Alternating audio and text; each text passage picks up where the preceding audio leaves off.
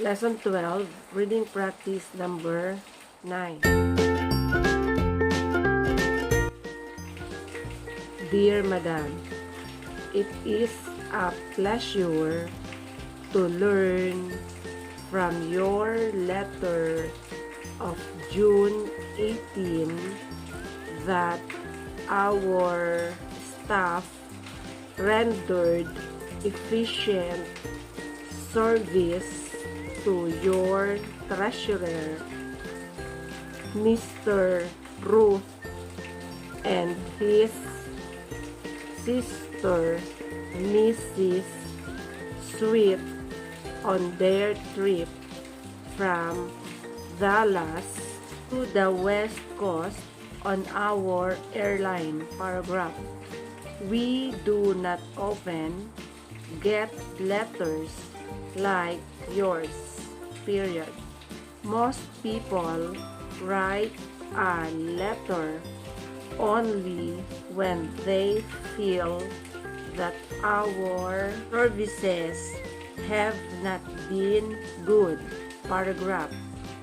We assure you that we are strive to serve all our riders with the same efficiency which moved you to write your letter of June 18. Period. Sincerely yours.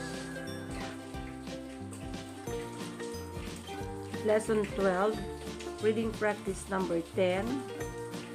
Dear Sir, could you spare me an hour or so at your office during the week of July 18? Question mark. I would like to show you a novel plan that I have prepared for getting people to pay bills that they're past due. Paragraph.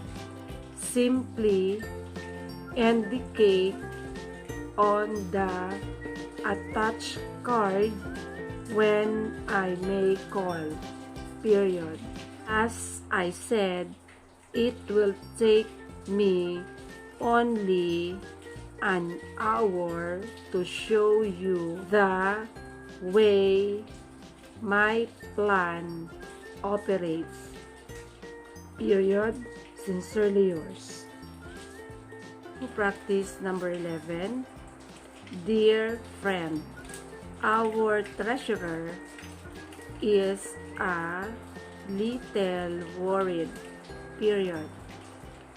He says that you owe the National Printing Corporation for $50, which should have been paid by March 15. Paragraph. If your firm is having cash flow problems, we have them too! Exclamation mark. And cannot spare for $50. We know we can arrange for you to settle your bill in a way that will not strain your finances. Paragraph. But we have to hear from you! Exclamation. Sincerely yours.